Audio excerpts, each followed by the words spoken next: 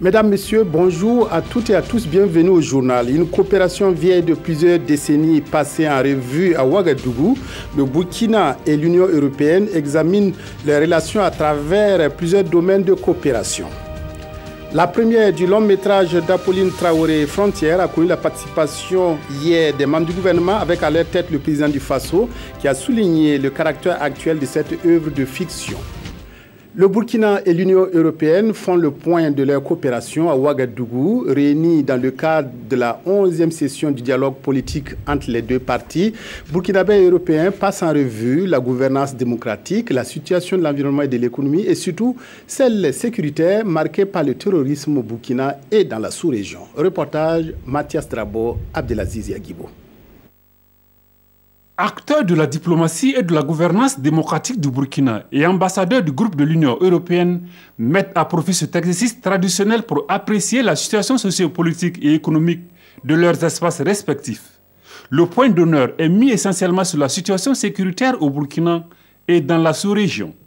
Les questions de diplomatie, d'échanges commerciaux entre le Burkina et l'Union européenne, mais aussi les préoccupations liées à la mise en œuvre du PNDS, à la justice et la réconciliation et aux réformes constitutionnelles seront passées au crible.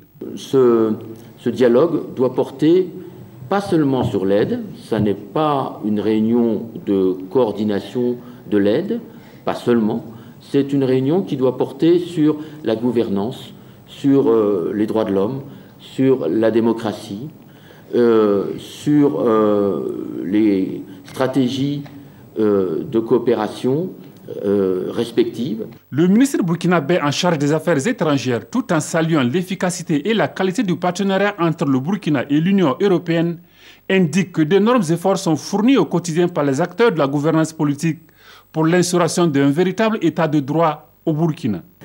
Au-delà de l'aide traditionnelle dans le cadre du programme indicatif national, nous nous réjouissons des visites de nombreuses délégations dans notre pays. Vous avez traduit votre confiance par un niveau d'engagement sans précédent pour le financement de l'économie nationale.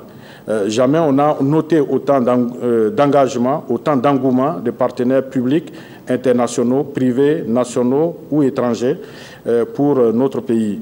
Les deux parties affichent l'ambition de voir cette rencontre dégager de nouvelles pistes pour relever les défis qui leur sont communs et consolider les bases de leur coopération.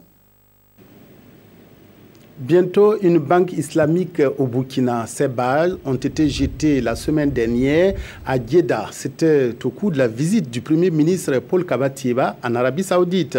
Après le Sénégal, la Mauritanie et le Niger, cette institution financière pourrait faire partie bientôt du paysage bancaire burkinabé. Maxime Zongo, précision.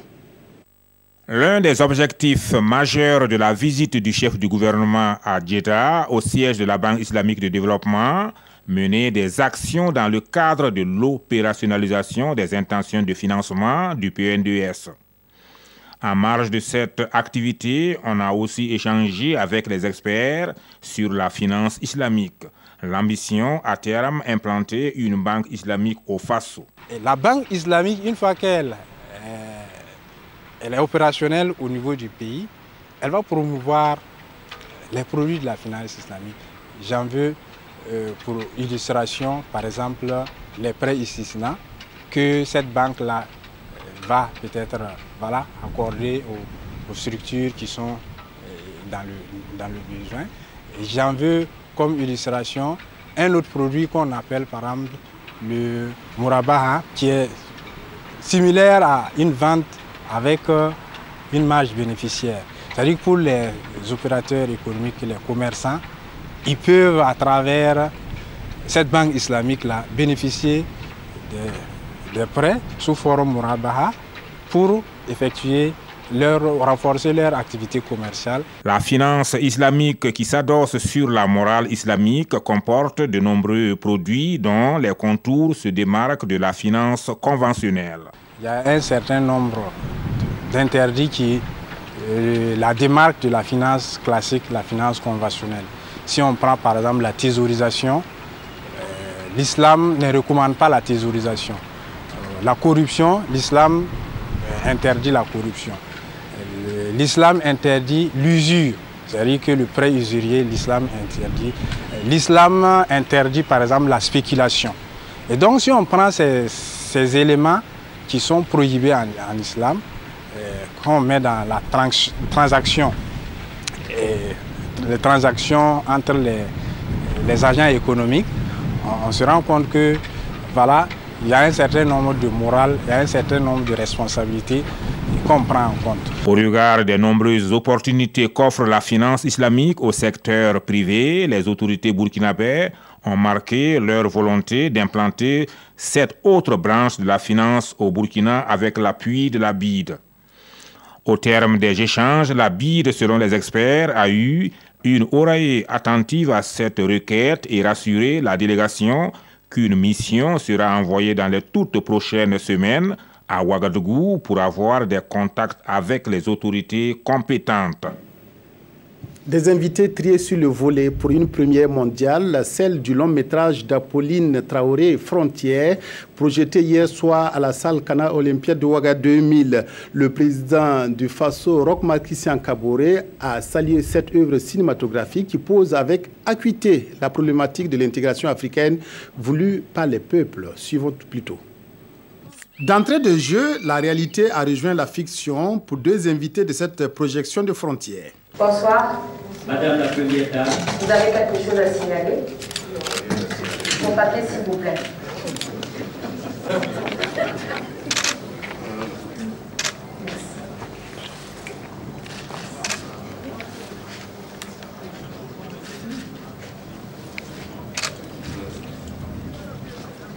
Garde à vous! Ouvrez la barrière.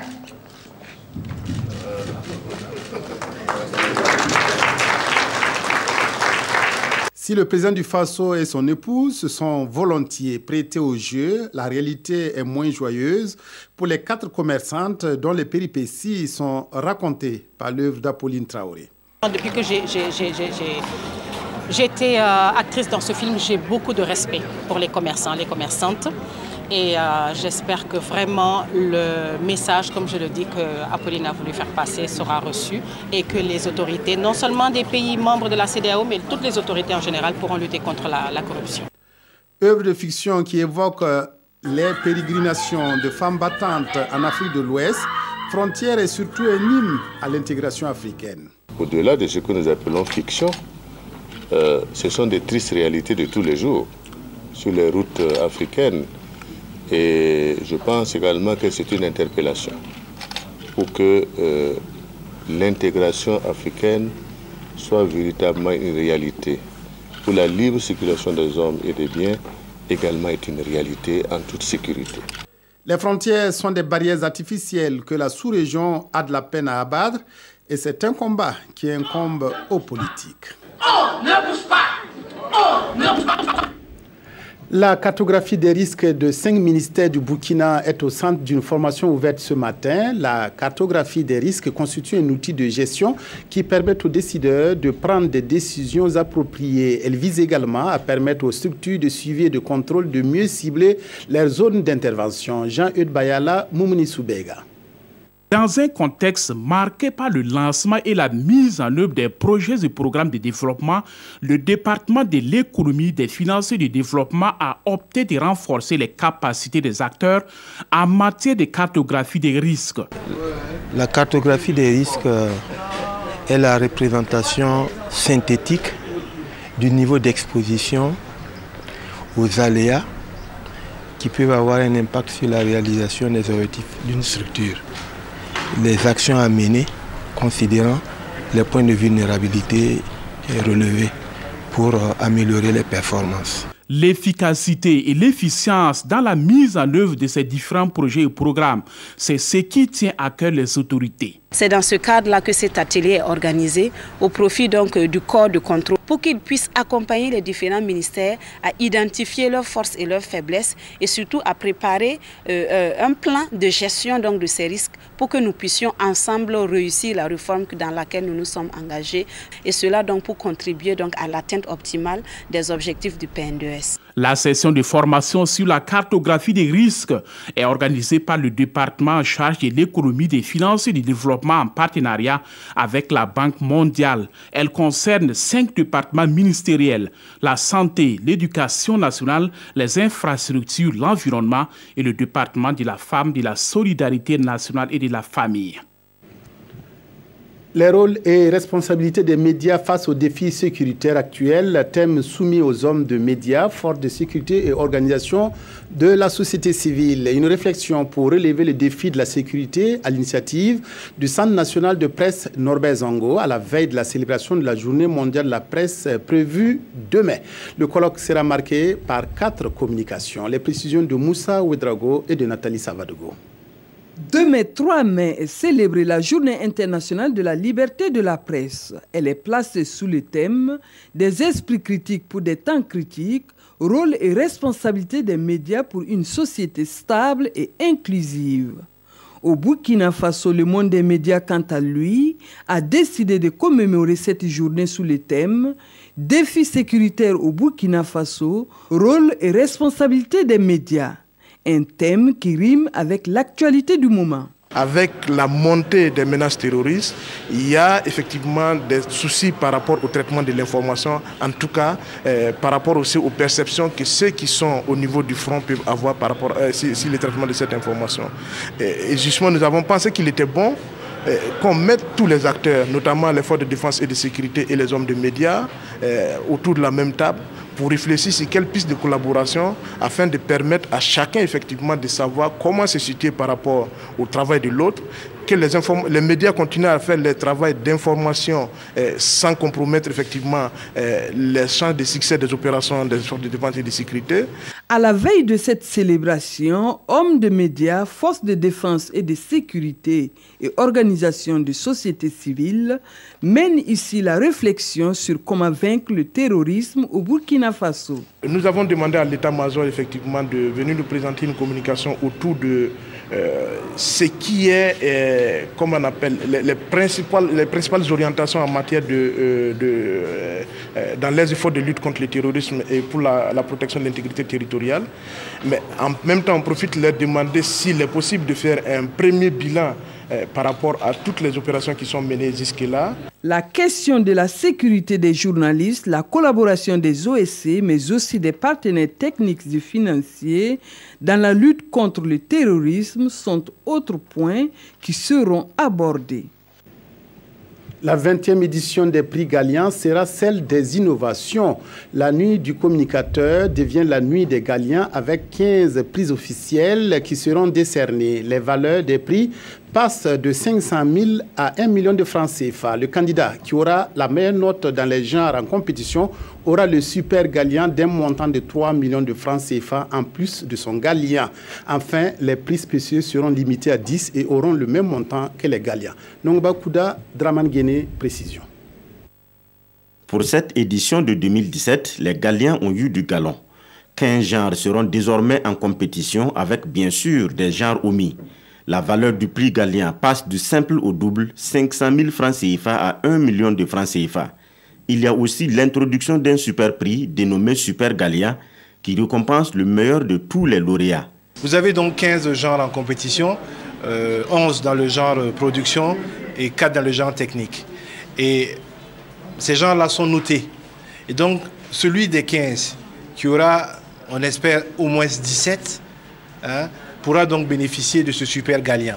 Il s'agit donc d'un prix qui vient en sus, d'un montant de 3 millions de francs CFA, et auquel nous avons, avec l'accompagnement du ministère de l'Habitat et de l'Urbanisme, associé une parcelle de 375 mètres carrés, située donc à Ouaga 2000. Innovation encore dans les Gallians 2017, c'est le nivellement des montants des prix spéciaux. Ils montent tous maintenant à 1 million de francs CFA comme les prix officiels. Seul bémol, leur nombre est limité à 10 au maximum. Vous aviez parfois plus d'une vingtaine de prix spéciaux. Parfois, certains montants étaient supérieurs même à ceux des Galians. Donc, et ensuite, il y avait parfois comme des œuvres commandées qui étaient primées. Alors que c'est d'abord la qualité du travail que nous voulons promouvoir. C'est pour ça que nous avons décidé que nous aurons 10 prix spéciaux et nous aurons 15 genres journalistiques en compétition pour les Galians. Jadis, connue sous le nom Nuit du communicateur, la Nuit des récompenses devient Nuit des Galiens. Elle est prévue se tenir le 3 juin prochain sous le patronage du président du Faso. Les jeunes du centre sud, zone à fort taux d'immigration, surtout vers l'Italie, se marient et abandonnent leurs épouses en allant à l'aventure. Ces femmes mariées se retrouvent seules, étant obligées d'attendre de longues années le retour de leur conjoint. Et que font-elles pendant tout ce temps pour combler cette absence? Petite enquête à Béguédo avec Paul Liabré et Clarisse Nikiema. La commune de Béguédo, dans la région du centre-est, est en pleine mutation. Ici, la majorité des hommes partent en Europe à la recherche du travail pour améliorer leurs conditions de vie. L'argent de la migration est visible, entretenant l'illusion de l'émigré fortuné. Épouser un émigré était donc le rêve des femmes de cette localité pour sortir de la pauvreté. Mais dans ces villas cossues, le sort de nombreuses femmes des émigrés est triste. Depuis le départ de mon mari, avoir à manger, c'est vraiment un problème pour moi et mes 3 enfants. À cela s'ajoute le manque d'argent pour s'occuper de nos besoins quotidiens, tels les vêtements et même le savon pour laver les habits. Mon mari n'envoie pas l'argent couramment et même quand il envoie, ça n'arrive pas à couvrir nos dépenses. Tout comme Zenabou, bon nombre des femmes de cette localité n'ont pas revu leurs époux depuis des années. Pour des raisons de sécurité, elles refusent de relater leurs désillusions et leur solitude dans notre micro. Elles évoquent des cas d'adultère et de répudiation. L'autre souci des femmes des émigrés, c'est également l'éducation des enfants en l'absence de leur père. Ça fait 19 ans que mon mari est en Italie. Ce n'est pas facile d'éduquer les enfants en tant que femme. Un de mes enfants a même abandonné l'école et a quitté le domicile. Mon mari peut atteindre 7 à 8 mois sans m'envoyer de l'argent. Si ton enfant tombe malade, c'est tant pis pour toi. Certaines de ces femmes des émigrés mènent des activités parallèles pour pouvoir s'occuper de la famille en attendant le retour de leur mari. Mon mari a plus de 60 ans et vit toujours en Italie. Les jeunes qui partent en Italie gagnent facilement un emploi, mais quand tu prends de l'âge, tu peines à en avoir. Donc mon mari ne travaille plus. Monsieur ne gagne pas l'argent parce qu'en Italie, monsieur ne gagne pas à travailler. Nous-mêmes, on regrette. Mais tu vas conseiller les filles qui vont abandonner l'école pour prendre les Italiens là. Ils ne vont pas accepter. Parce que toi, 2 ans, tu avais pris une Italienne. Les services de l'action sociale mènent des actions de sensibilisation en vue d'attirer l'attention des populations sur l'impact négatif de la migration. Ce sont des activités de formation que nous menons, des activités de sensibilisation sur les droits et devoirs des femmes. Et le plus souvent, quand nous abordons ces sujets-là, sur la situation de ces femmes, des immigrés, voilà, elles nous exposent leurs difficultés. Donc, ensemble, nous essayons aussi de leur prodiguer des conseils, de les guider un peu. Vivre en Italie ou dans les autres coins du monde, c'est le rêve de beaucoup de jeunes natifs du pays Bissa. La traque des islamistes par l'opération Barkhane à la frontière entre le Burkina et le Mali et la célébration du 1er mai sont les sujets d'actualité phares commentés par les journaux de ce mardi. Le meeting du CEFOP samedi dernier à la Maison du Peuple intéresse aussi les quotidiens. La revue de presse est signée Vincent Tiendré-Bégo. Le meeting du CEFOP à la une des quotidiens aujourd'hui. Mais bien sûr, le gouvernement, titre citoyen. Le journal rapporte une désillusion totale de l'opposition qui déplore la morosité économique sous la gouvernance MPP. Et on peut noter cet appel du CFOP au président du Faso à initier courageusement la réflexion sur l'avenir du franc CFA avec ses pairs de l'UEMOA en vue d'accélérer la création de la monnaie unique de l'espace CEDEAO. Meeting à guichet fermé, titre l'observateur Palga, pour souligner la forte mobilisation des militants de l'opposition pour un meeting aux allures de rentrée politique pour le CFA précomposé. Et Zéphirin Diabré n'hésite pas de tourner le PNDS en dérision. Où est passé l'argent annoncé à grand renfort de publicité, se demande-t-il. Soit ils ont menti, soit ils l'ont détourné. Propos de Zef rapporté par l'Obs. Pour aujourd'hui au Faso, les pugilats verbaux ont repris de plus belle. Avec ce meeting, poursuit le journal, le MPP doit désormais éteindre ses rêves de compter sur une opposition compréhensive. Le pays consacre sa une à la fête du travail. C'est un 1er mai dans un contexte de revendications syndicales et de grève à répétition, avec en plus le premier grand meeting de l'opposition. Le journal pense que le gouvernement ne devrait pas minimiser les préoccupations des travailleurs, tout comme les syndicats devraient éviter la surenchère et se tenir à équidistance des chapelles politiques. Opération Bayard. Le pays salue cette opération de l'armée française qui a permis de mettre une vingtaine de djihadistes hors d'état de nuire. Une véritable opération de salubrité, qualifie le journal. L'Obs en tire 3 enseignements. Le terrorisme n'est pas une fatalité. La mutualisation des forces comme meilleur moyen de la lutte. Et enfin, que l'armée française nous aide à nous passer de son aide. C'est tout pour cette édition de la mi-journée sur la RTB. Merci de votre aimable attention. Excellent après-midi à toutes et à tous.